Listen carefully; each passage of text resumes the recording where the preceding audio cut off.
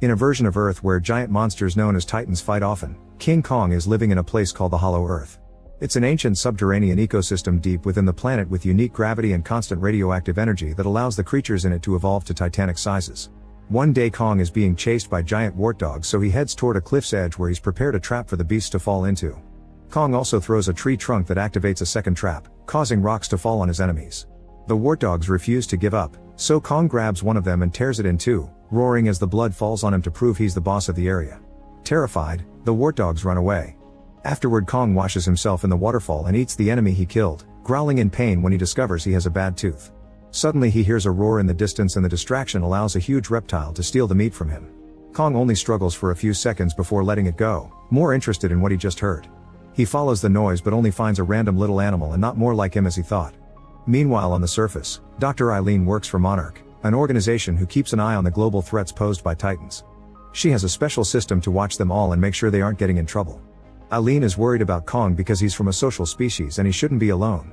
Whenever a bad monster appears to destroy a city, the legendary Godzilla comes out of his home in the ocean to fight them and keep humanity safe. In Rome, a giant spider-like monster starts terrorizing the streets and Godzilla immediately appears to attack it, destroying some buildings in the process. After throwing the beast around, Godzilla makes it explode with his atomic breath. He celebrates the victory with a roar and goes to nap inside the Colosseum. At a Monarch outpost in Hollow Earth, the researchers detect heavy energy readings coming from the sinkhole from Kong's wart dog trap. Eileen is immediately alerted about this and she flies to the Hollow Earth access point in Barbados, where Director Hampton shows her pretty high spikes in their sensor array. Meanwhile, in the Monarch Base Academy, Eileen's adopted daughter Gia starts feeling dizzy in class. She closes her eyes and her hands moves on its own as snow starts falling inside the room. Suddenly she has a vision involving the Titans and the teacher wakes her up, only to discover she unintentionally made drawings all over her schoolwork and the desk. After class, Gia must clean her desk and the teachers tell Eileen that Gia is having trouble fitting in. Using sign language, Eileen tries to talk to Gia, who just says she's worried about Kong and that she doesn't feel like she belongs on the surface. It turns out Gia is the last member of the Iwi tribe from Skull Island, Kong's original home. Later at home, Eileen realizes that Gia's drawings match the spikes from the sensor array. At the same time in Hollow Earth, an unknown Titan destroys the outpost. This causes Gia to wake up from a nightmare and Eileen has to promise there's nothing wrong with her. The next day Eileen travels to Miami to find conspiracy podcaster Bernie, who has helped her with Titans before. He agrees to team up with her again as long as he gets to visit Hollow Earth. At that moment, Eileen receives an alert about another energy surge that even Godzilla senses. He immediately leaves Rome to search for the source, destroying more buildings in the way. At the same time, the access point opens and everyone in the base panics, but it's just Kong, who asks for help with his tooth. While the scientists give Kong a sedative, veterinarian Trapper flies over in his special aircraft and uses it to pull out Kong's bad tooth, replacing it with a very strong metallic prosthetic. Afterwards, Bernie tells Eileen that he's realized each spike matches a Titan appearing on the surface. His analysis concludes this energy is a distress call from Hollow Earth. Hampton authorizes a team to go down there, so pilot Mikael takes Eileen, Bernie, Trapper, and Gia in his very advanced aircraft and they follow Kong when he jumps back into the access point. The trip is full of crazy lights and shaking that makes Bernie feel like he's high, but it's quite safe and soon they make it to Hollow Earth. A bunch of vertisigns start flying near them, so Trapper explains they're harmless and activates the camouflage in the ship to blend in. Meanwhile, a Monarch team rushes to France, where a nuclear power plant is on fire. The soldiers find giant paw prints nearby and discover Godzilla is there absorbing all the radiation to charge himself up. As his body starts to glow, Monarch jets fly in to try to stop him, but Godzilla swats at them before bringing them down by expelling blue energy. Hampton informs Eileen that Godzilla is clearly preparing for something, but the connection soon ends because of the energy in Hollow Earth. Eileen's team reaches the Monarch outpost and is devastated to find all the scientists dead and the building absolutely destroyed. There's a bloody paw print on the stone walls that doesn't belong to Kong, and Trapper says it's a call for war. They find an unbroken security camera and hope they can get answers from it. Elsewhere, Kong gets his axe before jumping into the sinkhole he created the other day. He finds a bunch of glowing crystals but also the bones of creatures like him. After hearing some roars in the distance, he crosses a waterfall and discovers an uncharted subterranean realm. A shadow begins moving toward him and he meets a young primate named Suko. Kong tries to approach him peacefully, but Suko bites his hand and summons more apes to attack. They tackle Kong and quickly disarm him to then use his own axe against him, but Kong is still stronger and easily pushes them away. When Suko jumps on Kong's face, he grabs him and uses him as a club to beat up the other apes. As they fight, one of the apes almost falls off a cliff, but Kong grabs him and pulls him up to safety. However, the ungrateful ape tries to stab Kong with a bone dagger, so Kong kicks him off the cliff. The final ape tries to run away in fear and Kong throws a rock at it before it leaves. Afterward Kong roars at Suko to establish dominance and asks where the blade comes from, so Suko becomes his guide. Eventually Suko brings Kong to a watering hole to have a drink while acting suspicious. Suddenly a gigantic serpent monster comes out of the water and attacks Kong, trapping him with its long body to squeeze him. Suko immediately runs away but suddenly the axe blocks his way. It turns out Kong easily decapitated the monster. Then he takes a break to eat the serpent and even shares it with Suko, who is surprised that he's being fed after leading Kong to a trap. In the aircraft, Eileen accesses the security footage and discovers an ape destroyed the outpost. Suddenly an energy surge causes their ship to start going down, but thankfully Mikkel regains control just in time. Gia can sense where the surge came from, so they land the ship and follow her directions through the jungle. Trapper starts smelling something weird and says they should turn around, but Mikkel ignores him and announces he's in charge. At that moment a tree creature eats him whole and the group runs away. Eileen tries calling for help but her device isn't working. After wandering around for a while, Gia finds some old ruins that seem to belong to the Iwi tribe. There's a big structure at the back with a decoration of Mothra, the queen of the monsters. A glowing bug suddenly lies on a triangle on the wall, so Gia presses it and causes water to come out. They follow it through the structure and find an organic protective veil. When Trapper touches it, it starts glowing and Gia opens it to reveal the subterranean realm. In Spain, people run in panic as a charged-up Godzilla crosses the city and returns to the ocean. A Monarch submarine tracks his trajectory and deduces he's going to the Arctic Ocean where a very aggressive titan called Tiamat lives. The researchers determine that if Godzilla kills Tiamat, he will become supercharged. A few hours later, the Monarch submarine reaches Tiamat's domain and notices the titan's energy is distorting their radar. Suddenly a light brightens the area. It's Godzilla's atomic breath, which is causing some serious damage to the submarine while destroying a layer of ice to wake up the other titan. Tiamat quickly comes out glowing magenta and uses its body to trap Godzilla, who retaliates by biting a chunk of its flesh. Tiamat immediately bites back and Godzilla starts to charge up by absorbing its energy, causing an atomic beam that even reaches the surface. The mighty Tiamat becomes sushi and Godzilla enters its lair, where it rests as it absorbs all the energy in the area. Back to Eileen's team, they hear a noise and suddenly get surrounded by warriors with spears. However, they also recognize Gia and decide to take the group with them. They reach a glowing cave and realize this is an entire Iwi civilization, who communicate with each other through telepathy. On the ceiling they notice various vortex portals, which could potentially take them all over Earth. The leader of the tribe touches Gia's hands and they both share memories. The leader shows Gia the life of the tribe and in return Gia shows her life on the surface. The leader is pleased and orders her guards to let the rest of the team go. The group is taken to a crystal formation and Eileen realizes that the distress signal came from here. They send it with the big crystal to warn Godzilla about an incoming danger. Further into the Iwi's temple, some special water is poured to light up the place, revealing the Iwi history on the walls which Eileen translates.